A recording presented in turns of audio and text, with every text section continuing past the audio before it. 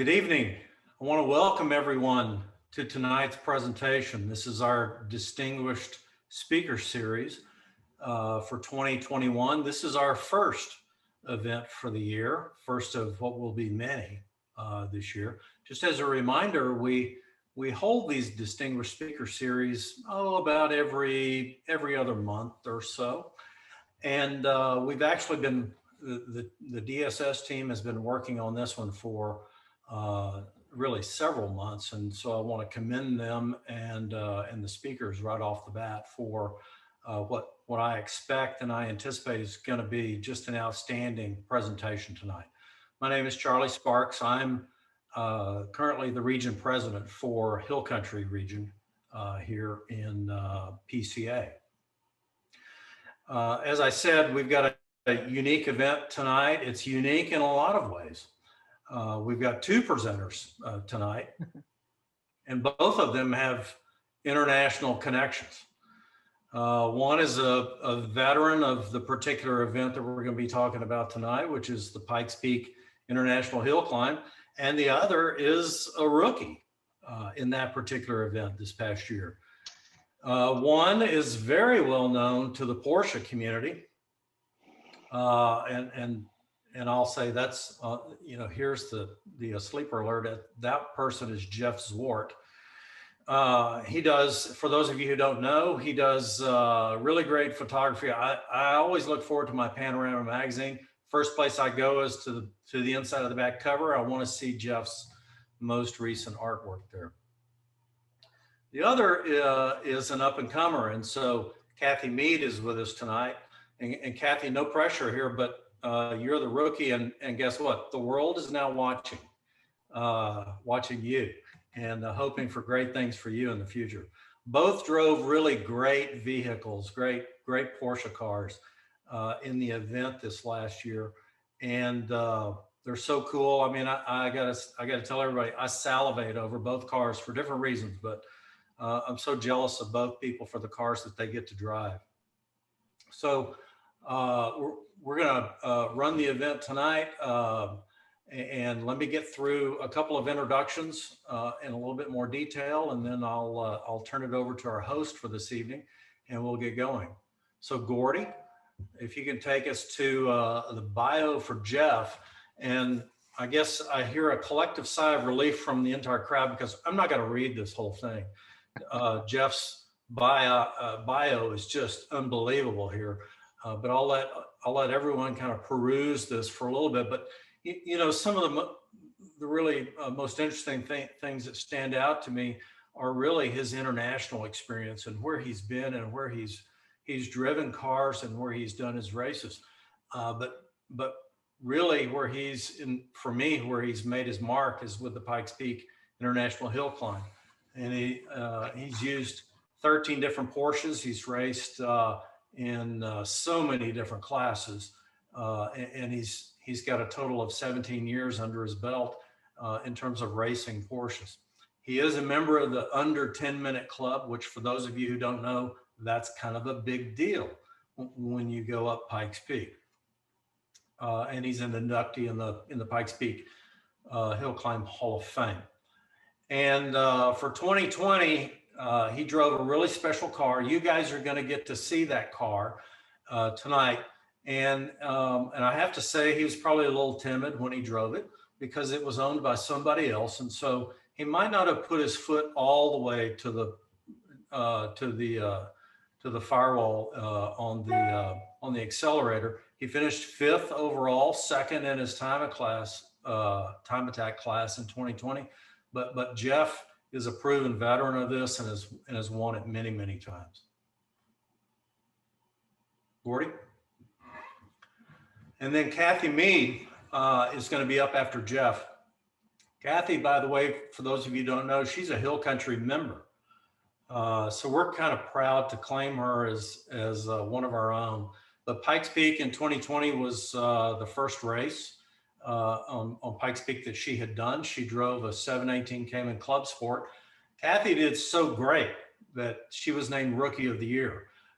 She was the lone woman to drive a car in this particular race, which is, I look at the track and I look at the drop offs and I go, that's kind of daunting. I don't know that I would want to go do that. Um, Pushing a car like Kathy and Jeff push it, but hats off to Kathy for finishing third in the trophy division in her class. And so these are the folks that are going to talk to us tonight about their experience. Jeff mentored Kathy, and so we'll get an interesting perspective from both of them, not only their prep for the event, but also their individual experiences for this particular event. So with that, that's our introduction. Let me turn it over to our host tonight, which is Lenny Zwick. He is a past president of HCR, and Lenny's going to take you through pretty much the rest of the program. As with anything else, people can ask questions along the way, and Lenny's going to tell you how to do that. Lenny? Thank you. So if I could call, first of all, welcome everybody. Glad you decided to participate. Like Charlie said, I think we've got a great session. Let me call your attention to the bottom of your screen. You should see an icon that says chat. If you click on that, you will see a window open up that says Zoom Webinar Chat. That is the portal by which you can ask Jeff, Kathy, or any of us a question. If you type your message down at the bottom of that Zoom webinar chat menu, all of us panelists will be able to see it. And then at appropriate points throughout the presentation, I will either ask a question that's in the queue, one that I've already written, or I can go and ask Carl Rossi if he's got any questions from the audience that he would like to ask on their behalf. So with that, let's get into the meat of our presentation and ask Jeff if he could share with us a little bit about the history of the Pikes Peak International Hill Climb. Well, for sure. Thank you. Thanks, Lenny and Charlie, for getting us launched here. Should be a good program. The beginnings of Pikes Peak, it's to put it in perspective, it's the second oldest race in America. The only older race is the Indianapolis 500. So it really has a great history. And the interesting thing in the beginning of Pikes Peak, or maybe more in the post-war years of post-World War II, it was actually a percentage of points for the USAC series, which USAC was the Indy 500. So that's why you had drivers like the Unsers and the Andrettis and the Dallenbachs all race there along the way, because it actually was a stop along their championship. It wasn't a full points race, but it drew these drivers to the event. So, it has been a race that has transitioned in terms of its surfaces and everything, but the road was originally built as an attraction for the Broadmoor Hotel to basically get you to the top of this mountain. And the mountain is the whole city of Colorado Springs is in the shadow of Pikes Peak. So it's a pretty influential mountain in the whole region. And to put it in the landscape of everything, it's right on the Continental Divide of what separates the West from the East in the United States. And literally everything to the east is the open plains, and everything to the west are an incredible mountain range, the Rockies there. So it's spectacular all around. But historically, the track has hosted world champions in all different forms of motorsport, but rally champions. And because it was a dirt surface, it really did attract the rally drivers along the way. But the Unsers were really the name and the racing name in terms of a family that kind of owned that mountain, and they raced in a number of classes and were champions over and over again there. And it has been a place that started as a dirt road, became more of an improved gravel road, and then along the way in 2011, and the years just ahead of that, it started to be paved. So as a driver, it was an interesting time for the mountain, because it actually when we left the line, we were in the dirt, and then we went to pavement, and then we went to dirt, then we went to pavement. So it was never consistent to be all paved or all dirt along the way. It went back and forth. And then ultimately in 2011, it became, after that point, it really was paved, and it was a full asphalt circuit in terms of its surface, but it still has its own challenges, and lots of people always ask me, what do you prefer, the dirt or the pavement? But I come from a rally background, so the dirt days were pretty cool. And I'm one of the few drivers who's actually raced there in all the configurations. I've raced there when it was dirt, when it was half pavement, half dirt, until it was all pavement. And it's a place that has attracted manufacturers and drivers alike. World champions like Sebastian Loeb have come there. And then we had Romain Dumas come there in an electric car. It's been a great automotive challenge through the years, because it's a great place to showcase not only the human effort of getting to the summit, but the car effort. And currently the record overall is under 8 minutes in an electric car, Volkswagen electric car driven by Romain Dumas. And I'm sure if any of the motorsport side of Porsche club members, they certainly know Romain. And Romain is, hugely successful in all things Porsche, including the 919 program at Le Mans. So it's pretty fun to have him go. Literally, in the days he was racing there, he would leave Le Mans on Sunday after driving the 24-hour and fly straight to Colorado, come in on Monday for tech inspection, and go straight to racing. So it was pretty special to have a Porsche driver like that comes directly from Le Mans and race at Pikes Peak. And so, next year is the 100th running of Pikes Peak. So it's a very special year next year. And Porsche's involvement in the mountain has gone back and forth. There were speedsters racing there in the 50s, and clear up to me running the 935 this year. So special place. Okay, Jeff, we all know that you drove in the race. You were an entrant. What other roles did you take on in this year's race? I've been very fortunate the last few years to be coaching for Porsche Motorsport. So I'm able to kind of peel back the curtain from the way I've experienced and approached Pikes Peak since 1994 was my first year with Porsche at Pikes Peak. And I kind of have a process that I go through to coach. And it really is peeling back the curtain of how I approach Pikes Peak, not just back in the 90s, but at today. And when I came back even this year and drove the 935, my approach was still the same. It was still that very linear kind of build all the way through to get through the event. And I think that if you approach things that way, you not only learn the car, you learn the surfaces, you learn how you're always racing against the mountain. So I've been coaching at Pikes Peak the last 3 years. I'm going to be coaching again this year for the Pikes Peak Trophy class, which is brought into this event through Yokohama, and features the GT4 Club Sport cars. Kathy was one of my competitors that I coached this last year.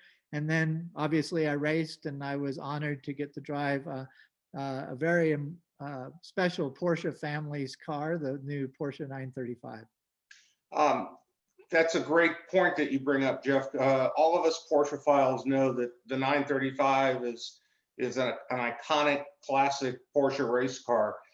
Can you tell us a little bit about how the 935 that you drove last year differs from what was raced in years past? Yeah, it's interesting. I've always been one to try to maximize what's going on at Pikes Peak, and so it's an interesting challenge every year because, like I said, I've started there when it was in dirt and ended up now it's fully paved. But interestingly, in 1994, when I went there the first time, I was racing in the U.S. Pro Rally Championship. So I was running a Carrera 4 rally car, basically a Carrera 4 lightweight, with all the Perry Dakar running gear, a 3.8 liter RSR motor in it, very healthy rally car. But a normally aspirated motor racing at 14,000 feet loses about 40% of its horsepower. So in 1994, when Porsche Motorsport suggested that we kind of put together a program to run at Pikes Peak, I actually borrowed an IMSA motor from Hans Stuck and Hurley Haywood's program in the supercar series. And we went up there with a 550 horsepower turbocharged Carrera 4. Now, this was before all the 993 turbos came along. So it was a little bit of a trendsetter of a four-wheel drive Porsche with turbocharged motor to run me up there. But that car proved to be very successful. We won our class that year. And so from that point, I've run all different configurations of cars. And I knew in 2010, after running the Cup car in the dirt, that where the Pikes Peak hill climb was going was truly to be an all paved race. And I knew that if I could run a road racing based car and put a plenty of turbocharged horsepower to it, it would be a good weapon for Pikes Peak. And so in 2013, I guess it was, I came there with a twin turbo Cup car. We had probably 800 plus horsepower in that car, twin turbocharged, two-wheel drive, and this is an all paved surface. So I came there with that car and built this car that was just amazing. And so that car I ran 3 years and eventually won in 2015 and kind of walked away from it. And then along comes the Ingram family, very special with Bob Ingram, who had been allocated one of the 935s. And the 935, underneath all that exotic bodywork, is basically a GT2 RS road car. I mean, it's funny. You don't generally get in a race car and have to turn the key on the left, have your foot on the brake, have it in park to start it. You know, it's very much a road car underneath all of that, but it has all the safety equipment, all the suspension, everything from the Cup car side of things. So it's a full race car underneath there, but it had that combination of exactly what I strived for in 1994 was a turbocharged motor in a state-of-the-art chassis to run against whatever the elements and whatever Pikes Peak sends us. So the 935 was very, very special. 700 horsepower, carbon fiber bodywork, incredible setup in terms of suspension and the general race setup from Emotion Engineering and Joey Seeley. And it just turned out to be a super comfortable car. I can say absolutely after all these years at Pikes Peak, it was single-handedly the most comfortable car I've driven at Pikes Peak. The part that was maybe not so comfortable was the value. It was a very valuable car to race up there, and it wasn't mine. But I'll tell you, as a comfortable car, I mean, this car even has air conditioning, so it's a car that you can definitely settle in and be comfortable in. So Jeff, before I submit an audience question to you, I noticed it was a PDK. So having driven myself both manual and PDK cars, in what mode did you put the PDK transmission in? I can't give away all my secrets. Oh.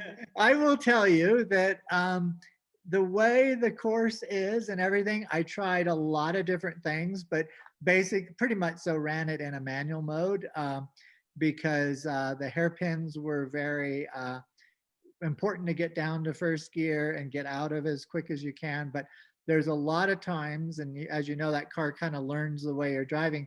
There's a lot of times where it's doing as well or better than you ever could. So in just figuring things out. And you got to remember, Pikes Peak starts at 9,000 feet basically. So that's the starting line. And Yeah. the car finishes at 14,115 feet. That's how high we finish at the altitude at Pikes Peak. So this race is really tough on the car because there's the air's thin, the cooling is thin, all these kind of things. Even the braking is compromised, the aero on the car is compromised, all those kind of things. So having that kind of horsepower and having a transmission that can kind of think for you and work as well as a PDK does, it's taking on a lot of challenges, but it's pretty cool. And the adjustment we also have is in the ABS settings. So that kind of controls your traction control. So there's a number of things that I personally had not experienced before in terms of, I'd use sequential gearboxes, so I'd never used an automatic there. I'd never used, actually, surprisingly, in all the years I'd raced, I'd only run a few cars even with ABS. So having the state-of-the-art ABS in it, especially at a track where it was so bumpy, it was pretty spectacular what that car could do for you. Great. So I have a couple questions from the audience that I'd like to submit before we move on. The first one comes from Christian Barnard, and Christian wants to know what your relationship is with Road Scholars. Well, it's good. That's the good news. Well, they put their name on the cars. It could have ended in tears, but it didn't. So I have a great relationship. Cam Ingram and his team over there at Road Scholars have a really special ability to bring cars to life and tell stories with their cars through their restorations, and really preserve and be sympathetic to every car that comes through there. And I just really respect that. I have a few collector cars as myself, and we just really enjoy sharing the stories and the passion for where Porsches come from. This is always important to me. Even in the case of the 935, when I came out of college, I was photographing racing, and what was racing were 935. So it was pretty special for me to eventually drive the modern version of the 935. But that could have never happened without the Ingram family, especially Bob Ingram, entrusting me with the car. And so, I would say that my relationship's as good as it could be with any group of people. So they're pretty special. Great. So one more question before we move on. Les Kaiser wants to know, which era of the hill climb do you consider more dangerous or challenging? The older slippery dirt with no guardrails, or the new faster paved sections without guardrails? It's really, that's a good question. It's one of my favorite questions, actually, because it's maybe not exactly what you think. Yes, it's now paved, and yes, it has guardrails now, but I think the danger level is much higher now than it was in the day of the dirt. Because, if you just go to vehicle dynamics, in dirt, we'd rush a corner, we'd rotate the car under braking, and then we'd drive under throttle. But as soon as the car rotated and went into slip, it released its energy. You were now driving it, moving it on the throttle. But that moment of slip that comes in the slippery surface, that's that moment where you've released the energy. Where now we drive right up to the limit of adhesion. I mean, right to the limit of adhesion. And if you go past that, the car will break away, and you still are only on a 2-lane road with no real room to recover. And so it makes it very tricky. And there's 156 turns, and this is something that I coach all the time, but 156 turns, you have to get all of them right and really know how to drive past what you can even see. So the idea that the dirt days where the car was slipping around under you was a little bit riskier. I think it kind of plays the other way. And I will say that if you just look at my times, in the dirt days, I was 12.5 minutes plus or minus 10 or 15 seconds generally in the cars I was driving. And now I'm under 10 minutes. And it's just, that's exponential over 12 miles to be going that much faster. And if you looked at the speeds in dirt days, I would maybe see 100 miles an hour, 105 miles an hour. We're at about 135, 138 miles an hour now. So it just goes up. It's kind of like looking at the old dirt road and putting the film on fast forward now. Great. Sure, it was exciting. But all that said and done, so how was the run up the mountain? This year was really, really special to get to drive that car. And I had done in my head, a really good buildup. We had great competition. We had David Donner in a GT2 RS Club Sport. We had David Donahue in a GT2 Club Sport. So, you had both these guys in basically the same car, just different bodywork on it. So they were great competition. And I was kind of just watching. David Donahue was pushing super hard all week long, and David Donner and I've raced together for years, and it was just fun competition with those guys. And this year, when I always say that you take all the knowledge you put in for the week and then you lay it out for that 12.5 miles. You're going to up your game for that on race day. But those first 2 or 3 corners are what tells the story to you. How much grip is there? The road's going to be a lot warmer than it was in practice. The sun's a lot higher. The car's a little bit different. Everything kind of changes because we've never practiced in the time of day that we actually race in. So the temperatures are probably 30 degrees higher on the day. So everything just feels different. So I use those first few turns to kind of feel what the car feels like. And I left the line, and I knew that David Donahue had a problem. So it was kind of down to David Donner and I left the line, and quite honestly, I probably spent too long figuring out where the road was in terms of condition, and lost a little bit of time in the bottom that I shouldn't have lost, but pushed very hard in the middle. And then in the top section, I was the fastest driver overall in the top section, which is generally the most difficult, highest speed section. But for some reason, the car just started feeling better and better the whole way up. And we ended up being a few seconds back of David Donner. And so David Donner won, but it was a fantastic run. Never set a wheel wrong in it.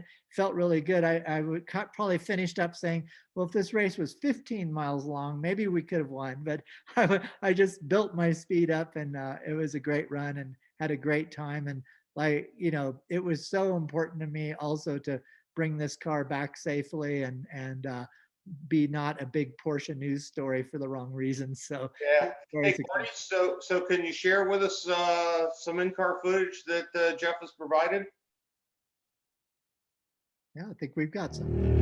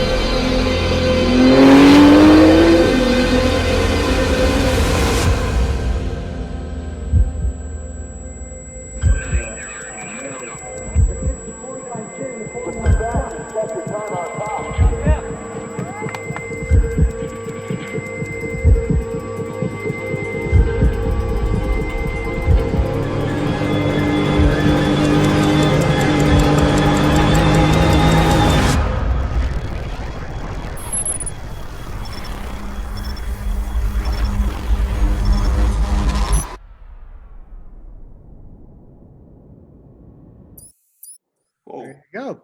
All right. So got a couple questions from the audience. The first one is from John Brinley, who wants to know what's the maximum G load you experience going up the mountain in that car?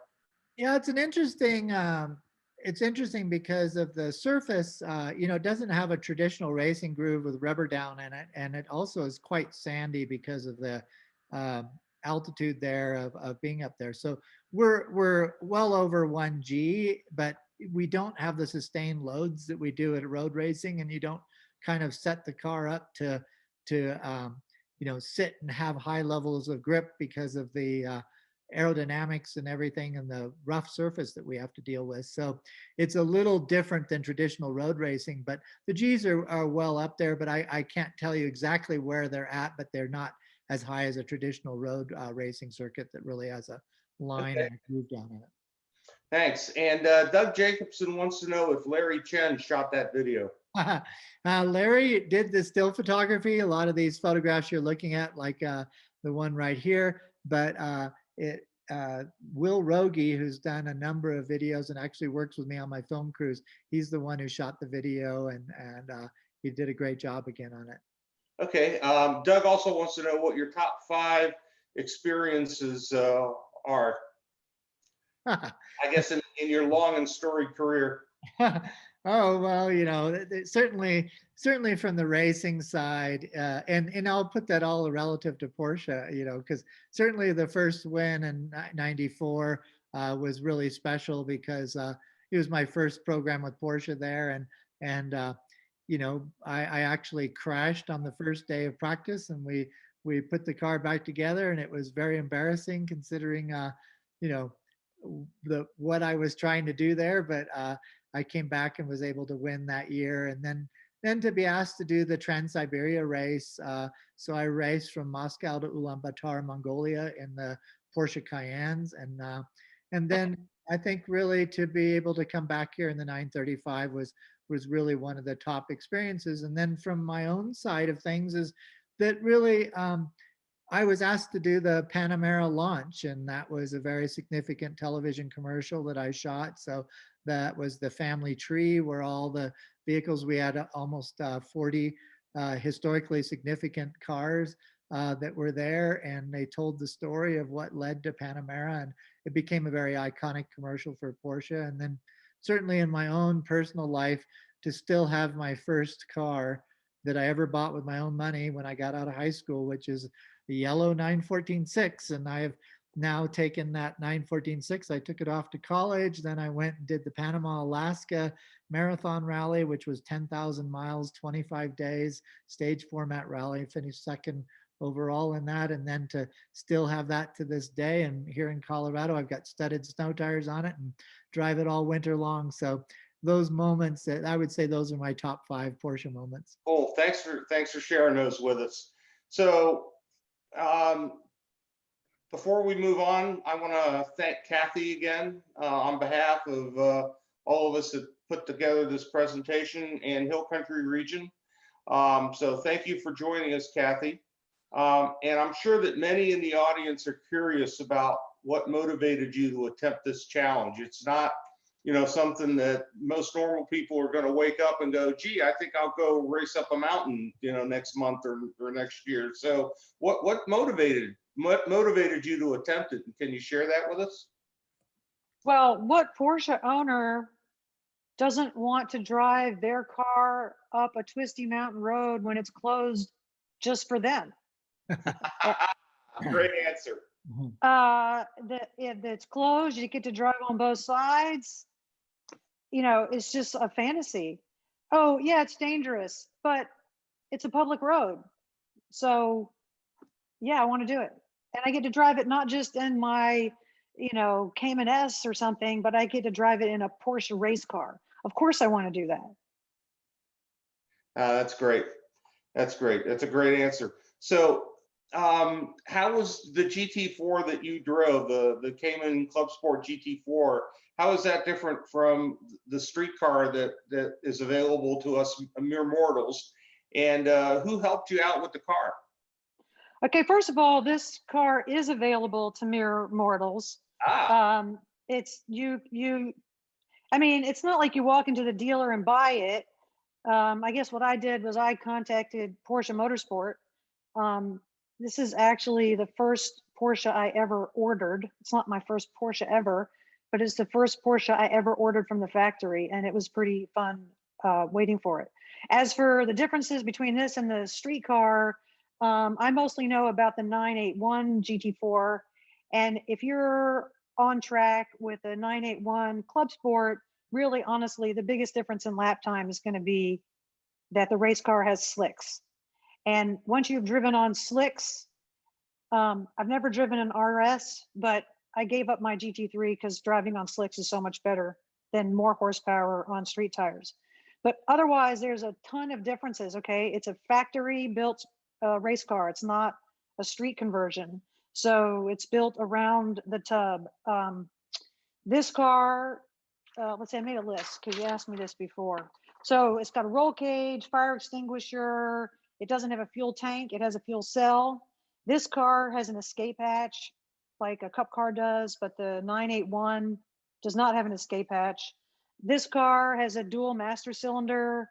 The 981 has the single master cylinder with a boost, just like your street car does.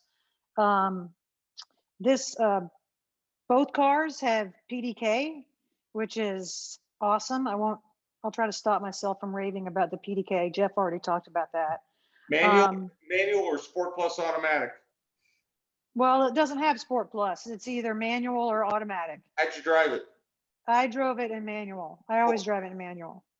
I will say, for those of you who are interested, I did use PSM on for the mountain because I wanted to feel as comfortable as possible. Whereas typically I would race it with it off, like racing on a circuit track. I would turn it off. But it has adjustable ABS with it, which I think Jeff mentioned. It has adjustable ABS, which I think I put it to. This car, because it has dual master cylinder, you can adjust the brake bias, which you can't in the 981. This car has a bladed rear sway bar, just like a cup car. The underneath, I should stop myself from going on and on too much.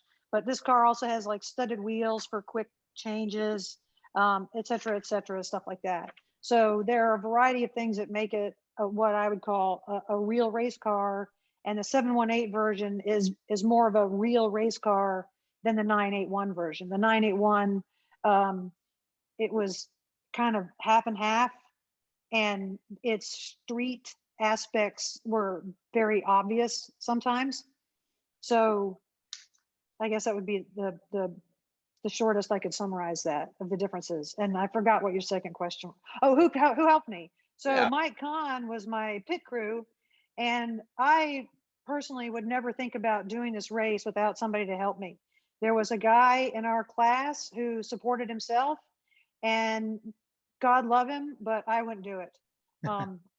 There's just too much. I mean, just figuring out how to drive the mountain was such a task that I would never want to think about, is there fuel in my car? How much fuel am I going to need on race day?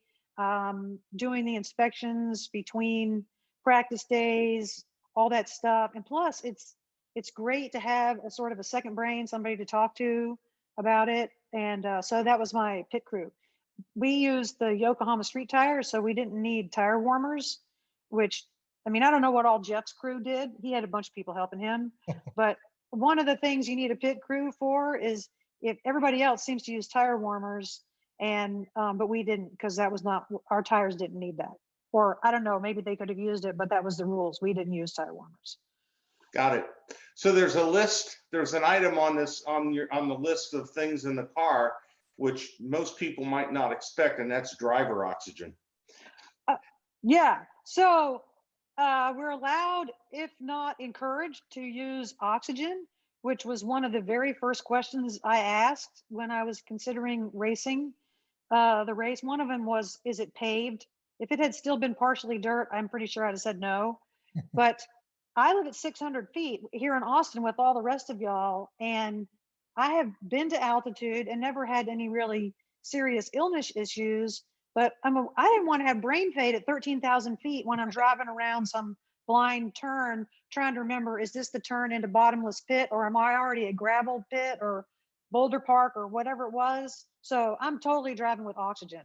Yeah. And in fact, one of my biggest advices to any other rookie would be, plan on 4 bottles of oxygen for your first practice day. You might not use them all, but especially for the top portion, make sure you bring enough oxygen because it's big and you don't want to have brain fade not driving a race car on that track. Great. Thanks for that. Thanks for that insight. So you alluded to wanting to have a clear head and not be encumbered by other tasks while you're trying to learn the course. So exactly how did you learn such a long, complicated course where, the margins are so slim and the risks so great? Well, there's zero margin for error, as Jeff also alluded to. I think Jeff and the other guys can make a little bit more errors and recover. But in fact, as Jeff mentioned, David Donahue made a mistake and he watched everybody else go up the mountain and had to sit there. So my goal was always to get to the summit. It's a public road, so obviously I can just drive up, but I did want to exceed the speed limit. So Jeff gave really good advice, and it's in the Panorama magazine, so I assume it's okay for me to say this publicly. He'll stop me if I'm wrong, but he's not waving his arms or anything. So that's an excellent question. So he said, you want to make sure that you drive every practice trip up the mountain faster than the previous trip. And as he's saying this, I'm thinking, wait a second, the only way I know I could personally do that is to hold back. And then as I'm thinking this, the next words out of his mouth are, you need to hold back. You have to go slow enough so that you're learning the whole time. And as I don't know, I think this is pretty common for people, even in a DE, driving their car on the racetrack. Your lizard brain is telling you your hair needs to be on fire, and that's how you know you're going fast. But in fact, the opposite is true. The calmer your brain is, the more you're learning and the better it's working. So that was really good advice, and I took it to heart, and it allowed me to practice and approach the mountain as an exercise in cognitive function, not risk tolerance. So I took his advice to heart. And then I also, between practice days, I studied my video really hard, and I had a track map on my iPad, and it's 156 turns, so I had to kind of blow it up. And I was annotating, here's where I have visual references, here's a blind turn, here's a guardrail, here's where engineer's corner is. And so it was just a lot of study in between practice sessions. Great. So after all that preparation and all that practice, how did race day unfold for you? Well, race day was, of course, awesome. My goal was to summit, which I did. And I remember, of course, I slept poorly. So in fact, the 2.5-hour delay actually, in a way, worked out to my advantage, because by the time it was time to go, I actually felt better than I did when I first got to the track. So I felt prepared, but you have to execute. And that was all that was going through my head. And it was just, I couldn't memorize every turn, like you said, but by race day, I had more or less memorized the gross turns of the very upper section. I definitely didn't memorize all the turns in the lower section, but I remembered like groups of turns. So in my head, it's 3 rights and a left. And then I won't go into details of everything, but there are a lot of turns that look alike on the way in, but they're different on the way out. So it was just checking off my procedure for each turn, each group of turns. And, so it's just get to the top, and now it's 156 are done. And I think it was the most euphoric I've ever felt. And it wasn't just the 11 minutes and 36 seconds it took me to get to the top. It wasn't the 1 month. It was like a lifetime of stuff that went into how I approached the race and how I got there. And, we have all had hard things in our life, but nobody ever does a webinar about that stuff. So it was just an amazing thing. It was just very rewarding. It was very hard. It was the hardest athletic thing I've ever done, but it was commensurately rewarding. Great. Thanks for sharing all that. So I think that brings us to the end of our presentation. So let me turn it over to Carl Rossi and see if we have any questions from the audience. Carl? So we have one question, and it's Kathy, how did you prepare for the high altitude living here in Austin? Well, it was hard. So I tried to be as physically fit as I could before I went. And I actually spent a few days in Santa Fe at about 6,500 feet. And then I got to Colorado Springs a few days before the first practice day. But that's not really enough. It takes, I made a point of staying the entire month in Colorado Springs instead of commuting. Because of COVID, I would not have wanted to commute anyway. But for the reasons of acclimatization, I stayed at 6,000 feet. I also went up to different altitudes on the mountain and tried to do some sort of exercise, be it hiking or jogging or something like that, to get acclimated for altitude. But it was, God, driving up and down the mountain was actually really hard and exhausting because of the tourists, honestly, and all these Pikes Peak shuttles. And so just driving up and down the mountain was really exhausting. So I kind of abandoned my original plan. But in short, the answer is maintain just normal fitness at the altitude of Colorado Springs, plus drive up the mountain as often as I could just to expose myself to higher altitude. Okay, that's really interesting. The sim racing portion of your training, I got my attention, and apparently it's gotten the attention of a number of other participants tonight. So tell us a bit more about how you utilize sim racing and how do you practice a regimen? How do you design the practice regimen based on sim?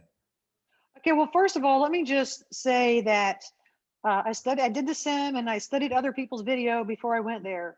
And I believe that was a necessary preparation. But once I'm there, it sort of recedes into inconsequentialness. That's not a word, but it just kind of recedes in consequence compared to actually racing there. But the idea of the sim was to get a vague idea of left, left, right, left, left, right, and to be in a sim with the visuals that are unique to Pikes Peak. And in the sim, actually, it was pretty intense in the sim because I didn't even want to know what it was like to go off, even in the sim. And my sim didn't quite work right. There's this button you're supposed to push to tell the thing that your steering wheel is centered, but I could never get it right. Anyway, that's too much detail, but the sim didn't work all that great, but at least it kind of gave me some exposure. I do iRacing, but that's kind of not really relevant to driving up a mountain by yourself. So, actually driving the real car on the real mountain is worth like 157 compared to one of the sim.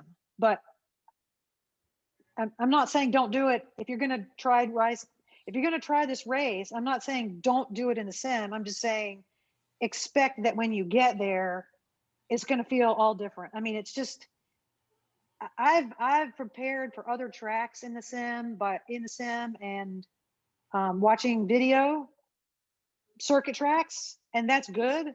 But it's driving Pikes Peak, you have to go there. You have to do it. So that leads us into another question I think is related. What are the qualifications to enter the Pikes Peaks race? Well, for me, okay, so there's a class for my car. And that was another reason I did it, because I didn't want to have to build some special car. And the people that are the most famous for doing the race build special cars to do the race.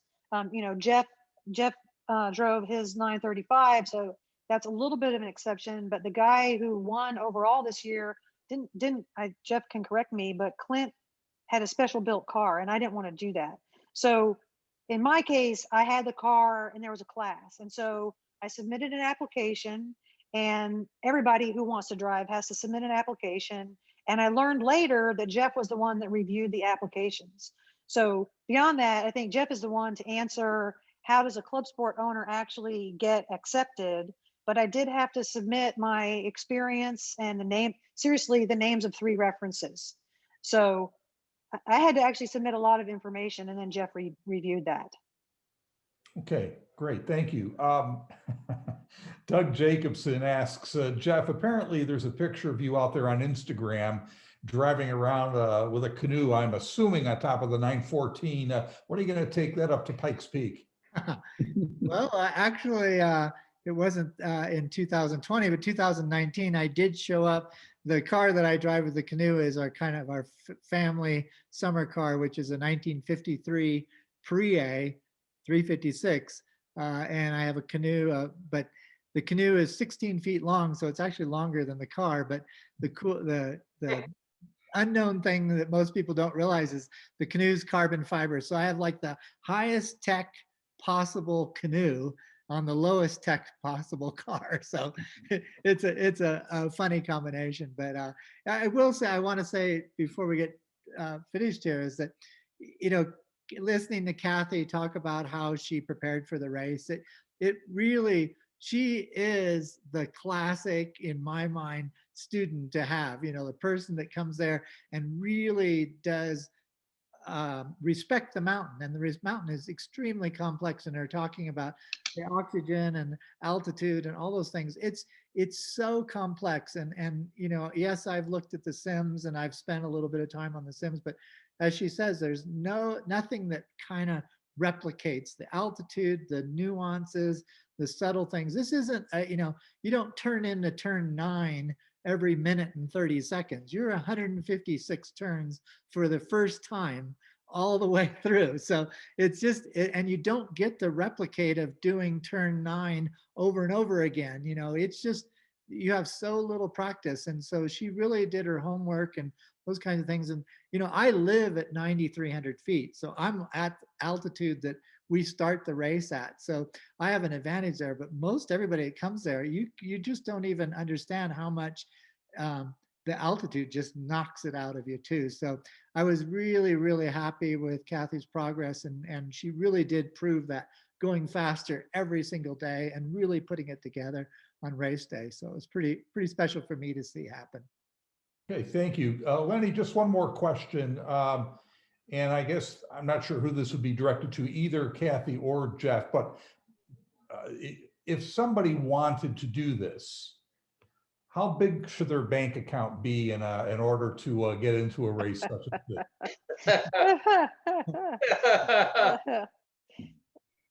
I'll let Kathy take that. If you want to buy a Porsche, how much money should you be prepared to spend? In all seriousness, I think it's one of those questions. I know it's going to come across kind of snarky, but if you have to ask, you think about it. You got to have a car. In my case, I spent a month, and there, a hotel, stuff like that. It's not cheap. If you have a lot of sponsors, then the sponsors will help you out with that. But it's not an inexpensive activity. But the tires are not as expensive as slicks, so you save money there.